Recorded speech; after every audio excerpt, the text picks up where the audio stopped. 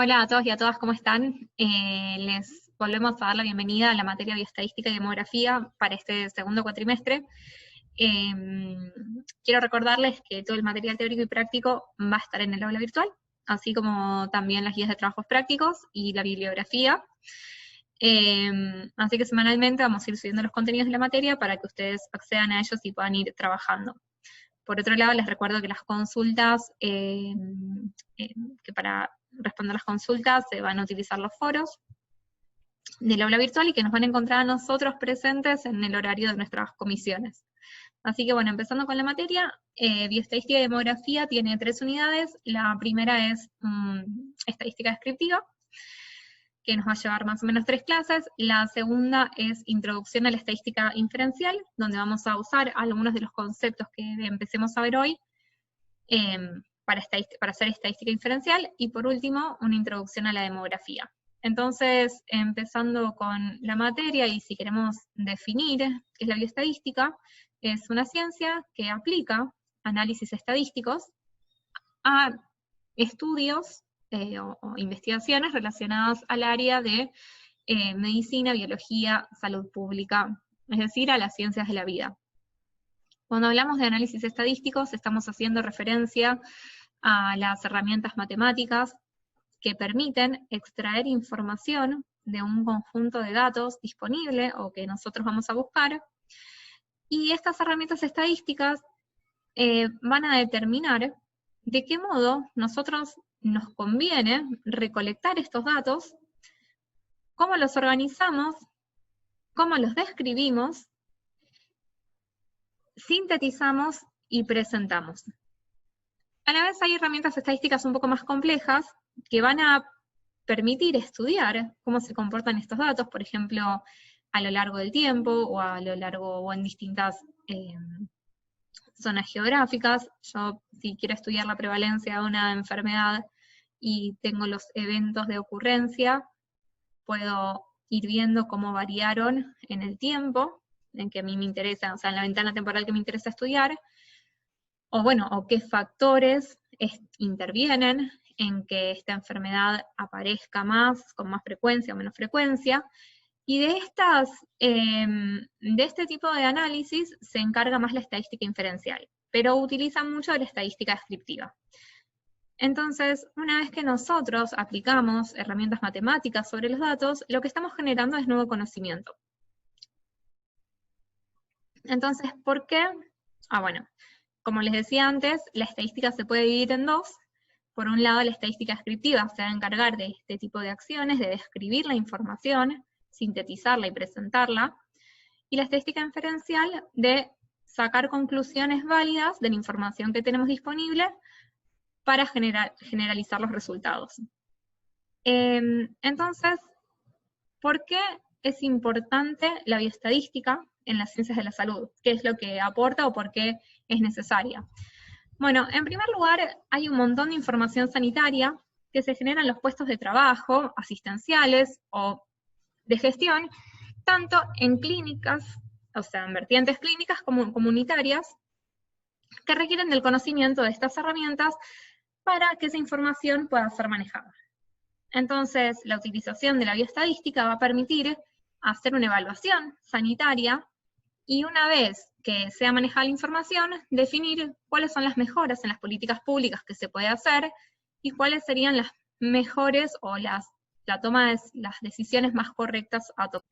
Bueno, a modo de ejemplo, este es un artículo que se publicó la semana pasada, donde se hace un análisis epidemiológico de los primeros 116.974 casos de COVID en Argentina este año. Y entonces es un ejemplo de cómo se puede utilizar las herramientas de estadística descriptiva, en donde, bueno, los autores que acá están listados, lo que hacen es tomar datos epidemiológicos, demográficos y clínicos de estas personas con diagnóstico de COVID confirmado, y hacen un análisis de estos datos utilizando gráficos y utilizando tablas, que lo vamos a ver un poquito más adelante, pero son dos formas de resumir la información y mostrarla y que sea mucho más sencillo extraer alguna conclusión, o a priori uno lo primero que ve es que de repente la frecuencia de signos y síntomas en casos confirmados de COVID, uno ve acá que los respiratorios, un 78,5% de 78.424 pacientes, mostró tener síntomas respiratorios. Digamos que bueno, que este síntoma es uno de los más frecuentes en pacientes confirmados por COVID. Entonces, de esta manera, la estadística descriptiva permite mostrar información de una manera más gráfica que si uno tuviese 116.000 filas en una base de datos, que a priori eso, si no se hace ningún análisis previo, no estaría diciendo mucho. Entonces, los profesionales de la salud, o muchos de los profesionales de la salud, o de ciencias de la vida, como bueno, en mi caso que yo soy bióloga, nos planteamos preguntas o proyectos de investigación que requieren la realización de unos pasos, de una serie de pasos ordenados. En primer lugar, uno tiene que definir el tema de investigación, definir cuál es el problema, qué quiere estudiar y para qué. Una vez definido ese objetivo, tengo que empezar a pensar cuál va a ser el diseño metodológico que yo voy a usar. ¿Sí? Por ejemplo, qué tipo de datos necesito, cómo y dónde los voy a recolectar. Una vez que tengo esos datos, cómo los voy a procesar y cómo voy a interpretarlos. Y para estas últimas tres acciones, lo que voy a utilizar justamente son herramientas estadísticas. Entonces, yendo a un ejemplo. Si se quiere diseñar, o con el objetivo de diseñar un plan de vacunación para las mascotas de la Ciudad Autónoma de Buenos Aires, se quiere saber cuántas mascotas por vivienda habitan en la ciudad. Entonces, algunas preguntas que pueden surgir es, primero, ¿todas las viviendas tendrán el mismo número de mascotas?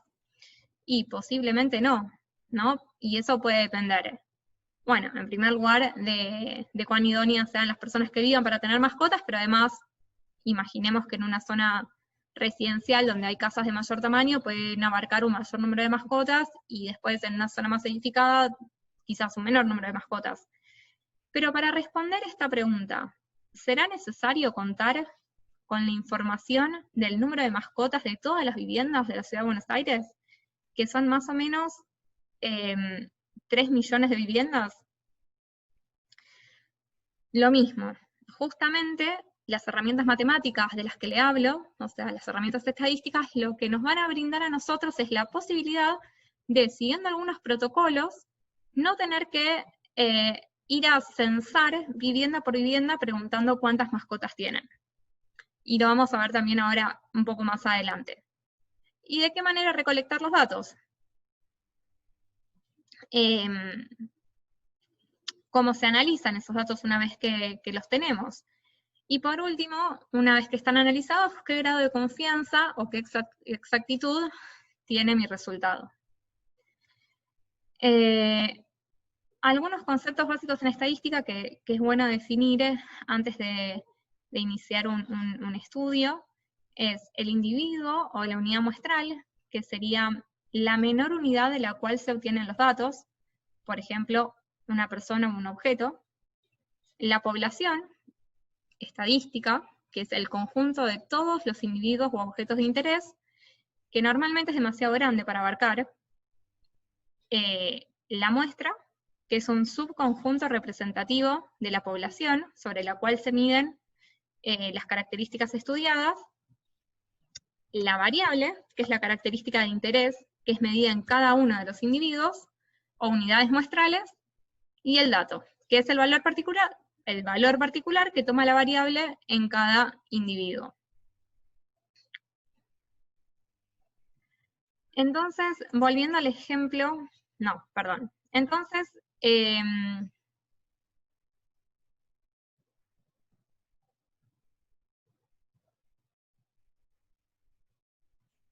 para ver estas definiciones de una manera más gráfica, en este esquema lo que vemos es, bueno, en primer lugar, los individuos que están dentro del círculo serían o representarían nuestra población de interés. Como a veces es difícil poder medir las variables que nos interesan medir en todos los individuos de la población, lo que uno suele hacer es tomar una muestra, que son estos individuos que están acá, que es representativa, después vamos a ver lo que quiere decir, de la población, y a los individuos de esta muestra sí se le mide la característica de interés. Entonces la unidad muestral sería cada uno de los individuos pertenecientes a la muestra a los cuales se les mide la característica de interés que vendría a ser la variable.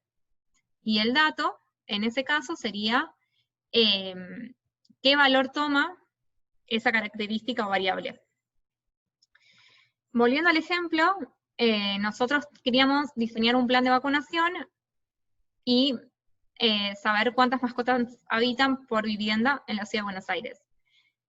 Como dijimos que es difícil a veces y requiere un esfuerzo enorme de muestreo, ir a cada una de las viviendas de la ciudad a preguntar el número de mascotas que tienen, lo que se hace es, en este caso, en este ejemplo, una encuesta a 5.000 personas al azar de la Ciudad de Buenos Aires, que habitan en distintas viviendas, y se les pregunta cuántas mascotas tienen. Entonces, la población, en este caso, ¿cuál sería?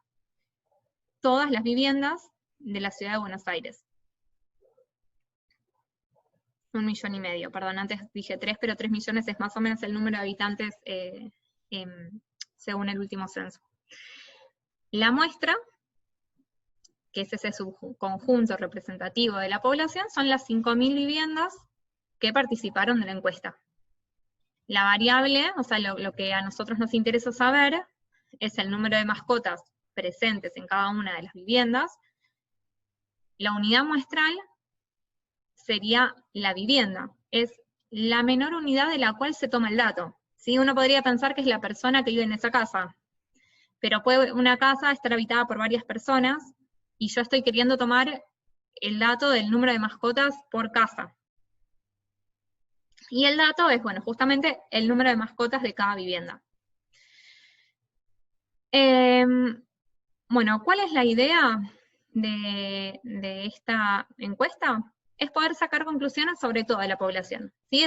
Es sacar conclusiones sobre qué es lo que ocurre en la Ciudad Autónoma de Buenos Aires en relación a las mascotas que habitan en ella. Ahora, ¿cuán confiables son los resultados que obtenemos de la encuesta? Porque recuerden que nosotros tomamos una muestra, no hicimos un censo. Entonces, siempre que nosotros tomamos una muestra de una población, va a haber un error asociado a los resultados que obtengamos de esa encuesta o de esa muestra. Pero si la muestra se hizo de manera aleatoria, es decir, si la probabilidad de haber agarrado una vivienda con 3 mascotas fue la misma que la probabilidad de haber agarrado una vivienda con 7 mascotas, o sea, si fue la misma la probabilidad, uno esperaría que ese error no sea tan grande, y la estadística tiene las herramientas para poder calcular este error, y en todo caso, minimizarlo. Entonces, ¿qué son los errores muestrales? Bueno, son aquellos que aparecen como resultado de analizar una sola parte de la población y se deben al azar. Lo que se observa es que si uno aumenta el tamaño de la muestra, es decir, que aumenta el rango de resultados o observaciones posibles, los errores se van achicando cada vez más. Y como les dije, gracias a las herramientas estadísticas uno puede tener la magnitud del error y controlarlo. Y conocer la probabilidad de error asociada a mis resultados. Entonces, ¿qué hacemos con toda la información que tenemos? Bueno, lo más fácil es, en primer lugar, armar una base de datos.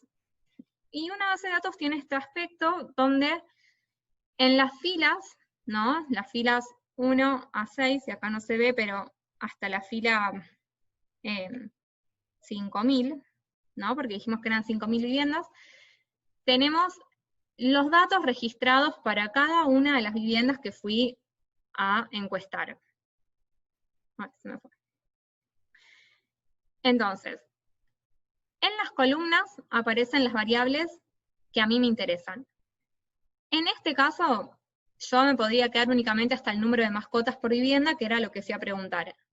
Pero uno, cuando hace un muestreo, trata también de sacar la mayor cantidad de información posible, porque uno a veces no sabe después ¿qué otra información relevante me puede servir a mí para sacar conclusiones? Entonces, en este caso, yo me armé una base de datos con el número de mascotas, pero también el número de perros, el número de gatos, la presencia de otros animales, y como mi objetivo era diseñar un plan de vacunación, anoté si al menos alguna de las mascotas en esa casa estaba vacunada. Entonces, estas son las variables, ¿sí? Son las características que a mí me interesa conocer de esas viviendas. Y cada una, y por ejemplo, acá donde dice unidad experimental es, bueno, la vivienda, ¿no? La mínima unidad de la cual saqué estas características de acá. Este 3 que figura acá, que es el número de mascotas de la vivienda número 3, es un dato. Otra variable, por ejemplo, que tuve en cuenta es el barrio.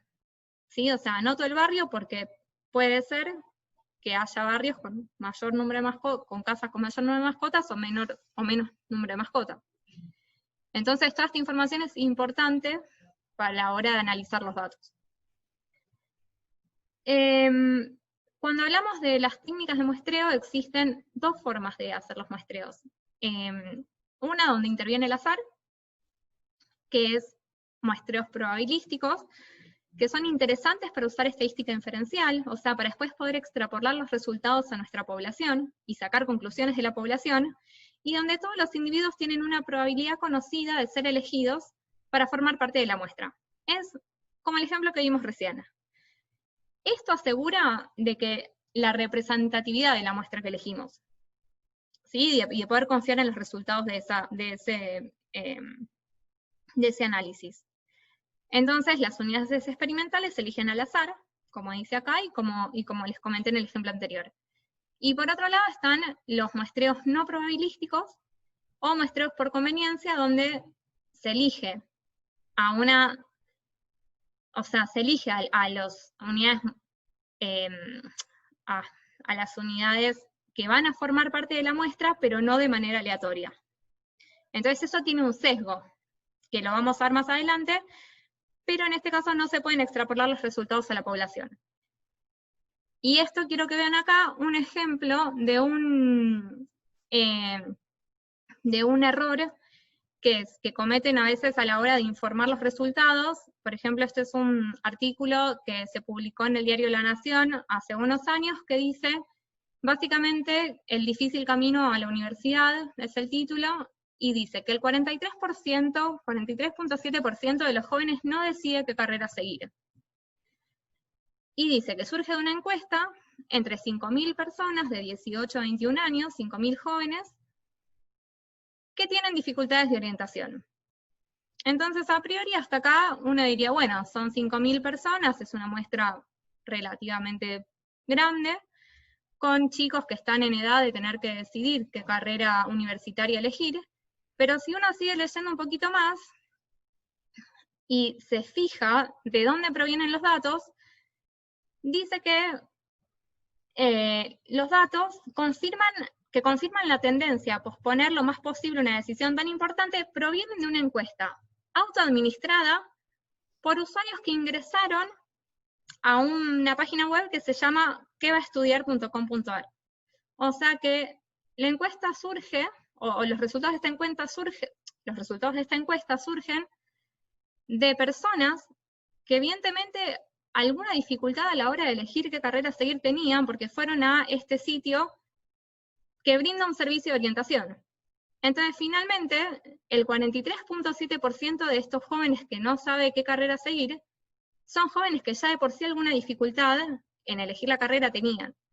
Por eso, cuando uno lee el título, dice, uy, la mitad de la población en Argentina, la mitad de la población en donde haya sido hecho este estudio, tiene dificultades, pero en realidad no, es la mitad de las personas que ingresaron a un servicio de orientación para saber qué carrera elegir, y no parecería que sea tan alto.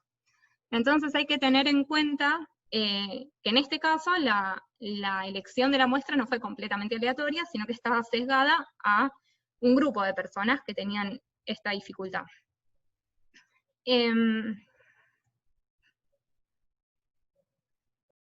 Cuando hablamos de las variables que vamos a ir a medir sobre individuos, variables o características sobre individuos u objetos en la muestra, hay que tener en cuenta que hay distintos tipos de variables. están las variables cuantitativas, que son números, y las variables cualitativas, cuya medición es categórica. Es decir, ese individuo pertenece o no a una determinada categoría. Dentro de las variables cuantitativas están las variables cuantitativas discretas y las continuas. Entre las discretas, lo que vemos es que son intervalos numéricos definidos, sin valores intermedios entre un número y el otro. Por ejemplo, el número de mascotas en la vivienda, como el ejemplo que vimos hace un ratito, hay 0 mascotas, 1 mascota o 2 mascotas, pero no hay valores entre estos dos números, ¿sí? Nadie va a tener una mascota y media, por ejemplo, o el número de hijos, o el número, si estoy haciendo un estudio sobre, no sé, la eficacia de una medicación, no sé, el número de infartos que tuvo una persona luego de haber sido medicada, o sea, son variables numéricas discretas. Por otro lado están las variables continuas, donde en el medio de 2 cifras puede haber infinitos valores. Por ejemplo, como dice acá, la estatura, ¿sí? O sea, yo puedo medir a una persona y que mide 1,50 m, a otra persona 1,55 m, y en el medio de las dos, digamos, de estos dos valores puede haber un rango de números, de acuerdo al número, en este caso al número de decimales que pueda existir, o sea, que pueda haber entre los valores. Entre las variables cualitativas existen las variables nominales y ordinales. Las variables nominales clasifican al individuo en distintas categorías. Por ejemplo, el sexo. O el sexo, o sea, el género biológico. Puede ser una persona de sexo masculino o una persona de sexo femenino. El color de ojos que tiene. Puede ser marrón, puede ser negro, puede ser verde, pero entonces ese individuo no se le asigna un número, sino que se le asigna la pertenencia a una categoría o a otra. Y después, las cualitativas ordinales son categorías pero jerárquicas. Por ejemplo, si yo quiero saber, sí, acá el ejemplo puede ser la severidad de una enfermedad, o sea, puede ser sano, poco enfermo, muy enfermo de repente, entonces a esa persona se la asigna a una categoría, pero las categorías mantienen un orden. Para ver algunos ejemplos. Dentro de las variables cuantitativas discretas, este es un estudio en donde se está registrando el número de casos acumulados de dengue por provincia para el centro del país. Entonces, en las celdas rosas lo que aparece es justamente el número de casos acumulados, y ese número corresponde a un número de personas que hayan contraído dengue. ¿Sí? Entonces, fíjense que son todos números enteros. ¿Sí? O sea, 4.397 personas de la provincia de Buenos Aires para la semana epidemiológica de la cual se haya extraído esta información, tuvo dengue. ¿Sí? O sea, no hay valores intermedios entre las cifras. Por eso se dice que es una variable discreta. Ahora, en este otro estudio, el ejemplo es de una variable cuantitativa continua, donde se está queriendo medir el desarrollo madurativo en bovinos. Entonces, si uno va al gráfico, ve, es un gráfico que representa el aumento de peso de un individuo, ¿sí? Del individuo X. Entonces, lo que se observa es que a medida que pasa el tiempo, o a medida que el individuo crece, ¿no? 4 meses, 8 meses, acá, lo puedo señalar. A medida que pasa el tiempo, lo que se observa en el eje de la Y es el peso registrado, y se observa que va aumentando el peso. Entonces, entre dos valores exactos hay infinitos valores intermedios. Entonces, esa es la característica de una variable cuantitativa continua. Dentro de las variables categóricas o cualitativas, existen las nominales, que es el ejemplo que les mencioné antes. ¿Sí? Tengo un grupo de pacientes que tiene diabetes, y la variable que le estoy midiendo, la característica es el sexo al que pertenece ese paciente. Entonces, femenino o masculino. O sea, no es jerárquica esta categorización. O sea, naturalmente no podría pensar que hay una jerarquía entre las dos categorías. Por otro lado, dentro de las variables cualitativas ordinales, este estudio, por ejemplo, dice niveles de estudio alcanzados según la región. Entonces yo veo en el gráfico, se está midiendo el nivel de estudio de un grupo de alumnos, por ejemplo, de nivel, de un grupo de adultos, por lo que veo acá en el ejemplo. Entonces, para distintas regiones del país, Cuyo, NEA, NOA, la región pampeana, etcétera, se anota o se registra el número de personas que hayan completado sus estudios primarios, secundarios, universitarios, de posgrado, o sin estudios. Entonces lo que se ve es que acá hay un orden jerárquico entre ellos. ¿Sí? Entre la persona que no realizó, que no tuvo estudios, y la persona que haya completado un posgrado. Bueno, por otro lado, se pueden clasificar el tipo de estudios según cómo se recopilaron los datos. Existen los estudios observacionales y los experimentales o manipulativos. La principal diferencia entre los dos es que en los estudios observacionales el investigador tiene una actitud pasiva donde él no manipula la variable y únicamente va al campo, registra la característica de interés que le interesa y luego saca conclusiones sobre eso que analiza. ¿Sí? O sea, puede buscar una asociación o una correlación entre dos variables que tomó de los individuos de una muestra de una población, pero no puede llegar a la conclusión de una relación causa-efecto entre estas dos variables. Por ejemplo, más adelante ahora les voy a mostrar un ejemplo, pero en el caso de un estudio experimental o manipulativo, acá el investigador tiene una intervención activa donde manipula la variable que está estudiando, requiere de un diseño experimental, y se busca establecer una relación causal entre dos variables. Por ejemplo, en este tipo de estudios, experimental o manipulativo, este último, un ensayo clínico donde se quiere poner a prueba la eficacia de determinada medicación. Entonces, aplica tratamientos diferenciales sobre distintos grupos de una población. O sea que yo, de los individuos de mi población, aleatoriamente a algunos individuos le asigno un tratamiento que sería suministrarle determinada medicación, y a otro grupo de individuos no le asigno tratamiento. Es decir, que sería mi grupo control. Y entonces evalúo los cambios. O sea, quiero ver si, por ejemplo, mi grupo original eran pacientes enfermos, con alguna enfermedad. Entonces yo quiero ver si hay cambios, ¿no? Si después de haberse administrado esta medicación, el paciente se curó o no se curó.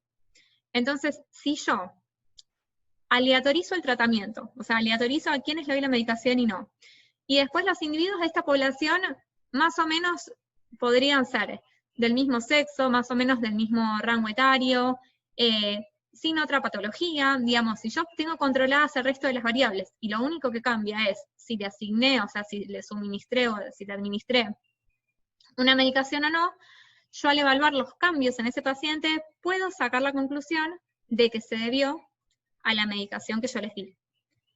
Entonces, ahí puedo establecer una relación de causa-efecto. Pero en cambio, en un estudio observacional, por ejemplo, si yo quiero estudiar la correlación o la asociación que existe entre padecer cáncer de pulmón y el hábito de fumar, yo puedo encuestar personas y preguntarles, digamos, cuáles son sus hábitos de fumar, si fuma mucho o poco, desde qué edad, qué tabaco fuma, y aparte puedo preguntarles si han tenido, si padecen o no, digamos, cáncer de pulmón. Entonces ya estoy describiendo un fenómeno que existe en esa población, puedo saber cómo se distribuye en la población el fenómeno de interés, pero no puedo sacar conclusiones acerca de que el cáncer de pulmón se debe a determinado hábito de fumar. ¿Sí? No es un experimento y yo no estoy manipulando la variable en este caso. Bueno, hasta acá quedamos con la primera clase de la materia. Si hubiesen consultas, acuérdense que está el foro, también tienen mi mail, y la clase que viene vamos a empezar a ver algunos estadísticos bastante sencillos para empezar a ponerle números a los datos que vayamos recolectando, que se les vaya presentando. Así que hasta la próxima clase.